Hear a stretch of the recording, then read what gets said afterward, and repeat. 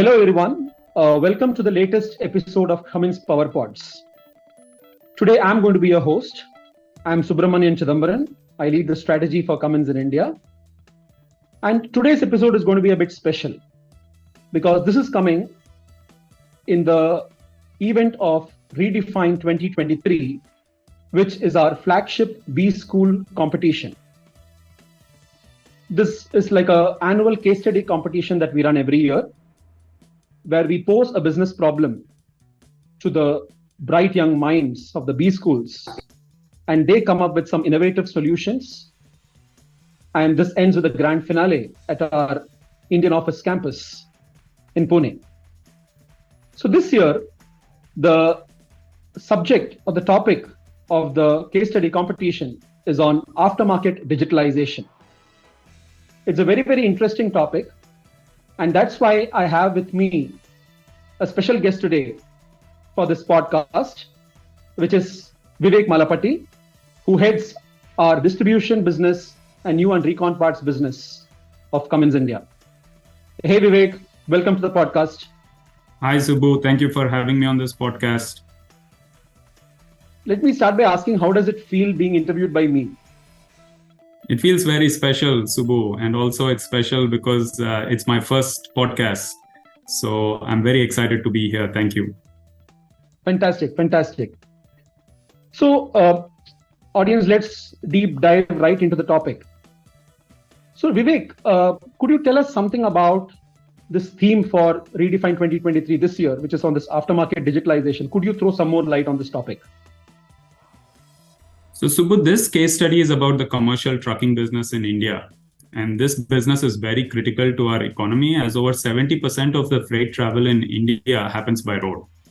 And what we are seeing is a massive infrastructure spend in the country right now, along with key policy interventions like Make in India, Atmanirbhar India, etc. With this national infrastructure build out, what we expect to see is a lot of growth in this commercial trucking space. And we wanted to base this year's case study around this theme and wanted to invite the thoughts of young talent on how to support our customers in the aftermarket space, as uptime is so critical to our customers in this space. Great. Now, to go a bit more deeper into this topic, Vivek, and for the benefit of the participants as well as the audience, could you throw some light on this entire aftermarket space of this on-highway or commercial vehicles, as we call it? Could you throw some more light on what is this market all about, and could you explain a bit about that? Yeah, this is a very large and dynamic space. There's a huge support ecosystem that exists today for the commercial trucking industry. And it ranges from roadside garages that repair to very established service locations. And what our customers have told us is they're facing a few challenges in this space, including dealing with counterfeit parts, getting the diagnosis right the first time, and getting extended life out of their equipment. So these are some things that our customers have shared with us. And at Cummins, as we design and manufacture our engines and the related components, including very critical components such as emission control devices and sophisticated electronics, our focus has been to help our customers extract maximum productive life from their equipment. And we want to do that by ensuring that they have availability of genuine parts at a location convenient for the owner, and also, access to technical tools and expertise. So this is kind of what is happening in this landscape right now, Subbu. Understood. And do you see some trends that are changing in this space, Vivek, like certain aspects of the market that are significantly becoming different in terms of customer buying behavior or the way the entire market is shaping? Could you throw some more light on that? Yeah, there is a lot of change happening in this space. The first one, what we are seeing, Subbu, as a trend is that our customers are focused on maximizing revenue while minimizing maintenance costs. More than ever, they care about their vehicle uptime. Especially, there's a lot of e-commerce models that are there that are all around next day delivery or even same day delivery. So availability of parts and access to the right kind of tools and diagnosis is becoming very important to our customers.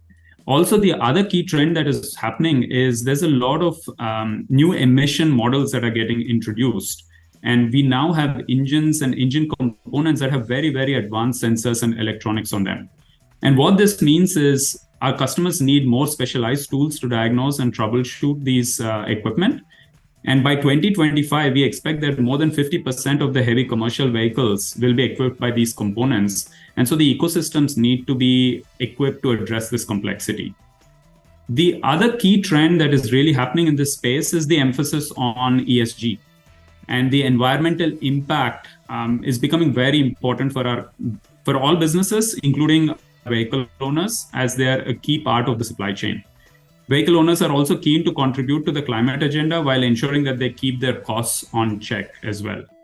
And so this is becoming very, very important. And so these are some of the trends that we are seeing. But on this environmental impact and ESG, I wanted to ask you, Subbu, to share some of your thoughts on what is happening in this space and what is Cummins doing as a global organization.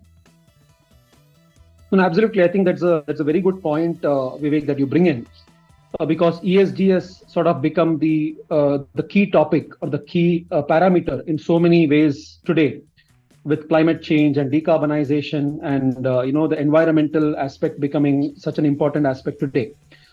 Now, just for the benefit of the listeners, Cummins Inc. has this strategy called as Destination Zero, which is basically our strategy, which in a way defines our strategy, and which is also our ESG path ahead or ESG roadmap ahead.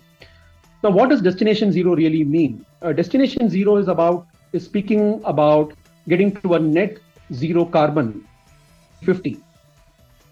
Now, how do we do it? We are a manufacturer of diesel engines and various other engines, right, which go into powering the various equipments. So our focus in terms of becoming a net zero carbon company or a Destination Zero strategy is about saying how our equipments or our products can help in this entire transition journey of the globe of moving towards net zero carbon. So as Vivek, you already mentioned, right, what we sell even today, even we call it diesel engines, what we actually sell are emissionized components and emissionized products, which already mean that we are working on reducing the carbon emissions, because more and more stricter the emissions get and more these products are suited for these emission norms, you're automatically trying to move down the carbon emissions and you're moving already towards a net zero carbon state. In addition to that, what we do is that we have these green technologies, which is our new segment, which is called as Accelera, as many of you would have already seen on the public domain, where we have introduced green technologies, which are zero carbon technologies. So a combination of these technologies that help in reducing the carbon emissions on one side through all these emissionized components, and these zero carbon technologies that create a step change in the sort of net carbon emissions that come out. This has been our strategy. And in this, I would like to highlight, especially Vivek, because we are discussing on aftermarket space. One of the business that Vivek heads along with the distribution business is this new and reconditioned parts, right? Which we call as recon business. Now, this is going to be a very, very significant aspect of our sustainability strategy, because reconditioning in the market and globally is really picking up to say that once I have given a product, after the product has reached the end of its productive life, how do I rejuvenate the product back? How do I bring back the product to life and extend its life and productivity so that I am not creating another product as a replacement of it? And in the process, I am saving energy, carbon emission, everything that go into the manufacturing of that product. So this is something that is really picking up today, Vivek, in the market. There are people speaking about it, though it is, albeit it is still nascent as a market, it still needs to grow. But definitely as a part of the ESG strategy or decarbonization strategy, I think this, the recon business or the reconditioning business is going to be a critical aspect. How we are going to be looking at it. And I'm sure as a part of our strategy, we have, right, as a part of the distribution business and the recon business, this is a significant milestone that we have there. Yes, Subbu, you're very right. And the circular economy aspect of this is becoming very, very important to a lot of our customers. As I travel and meet customers, they have shared with me that that is an important element of how they're going to look at their future business. And so thank you for sharing your thoughts on that. Now, coming back to the case study itself, can you share a little bit about your thoughts on, as the students are trying to solve this case, what would you want them to consider, especially the recommendations around the business model?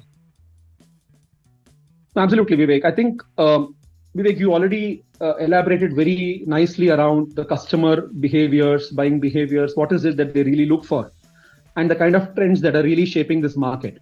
So I think I would like the participants to really keep that in mind, the points that you mentioned about the market, how this market is changing, what is important for this market. And in addition, this discussion that we just had about the green aspect of this whole space, to say how is circular economy, reconditioning, all these aspects going in. And digitalization, I think, is a key enabler of all these. The earlier trends that you spoke about in terms of growing the market as it is, in addition to what this green aspect or this reconditioning aspect of or circular economy, sustainability aspect, all these areas, digitalization is going to be a key enabler. So what I would like the participants to really do is keep these various trends and aspects in mind as they are proposing a business model or solution. Keep in mind that the business model, this is not an academic exercise. Here we are not doing a pure academic exercise. We are doing an exercise where we want the bright young minds to think about a practical implementable solution for the industry. So they should put this lens of saying that whatever I'm proposing, whatever we are suggesting, is it implementable? Is it practical? Has it happened elsewhere? If it has not happened, if it has to happen, what are the challenges? What are the risks? What is needed to make it happen? So I would suggest that they need to look at it from two parts. One is how innovative is the solution, right? Is it really saying something that is breakthrough, that is something that's not suggested earlier, something that is completely new, can be a game changer for the market? At the same time, how do we look at it from a practicality lens? How do we look at it from an execution implementability lens? So I would want the participants to think on both these aspects as they are presenting their solutions. I would not be proposing any rigid frameworks or metrics or parameters, because these can change. But the key thing that we would be looking for, Vivek, and I think you would agree to that, is to say that how innovative is the solution going to be, right? This is really out of the box thinking, that something that probably we hadn't thought about much, but that seems to be like a great solution. And what is the practicality lens to that? Even if there is a starting point on the practicality, I do not expect the team to put up an entire execution roadmap, but at least a starting point to say that this is how we could think about it. I think that would be great. Thanks, Subbu. I think what resonates with me from your thoughts is really the implementation of the recommendations. That needs to be very clear. And how do we take that and apply to the business right away? I think that aspect of it should come out along with, as you said, innovative solutions to the problems that we are stating. So I think that makes a lot of sense. Absolutely.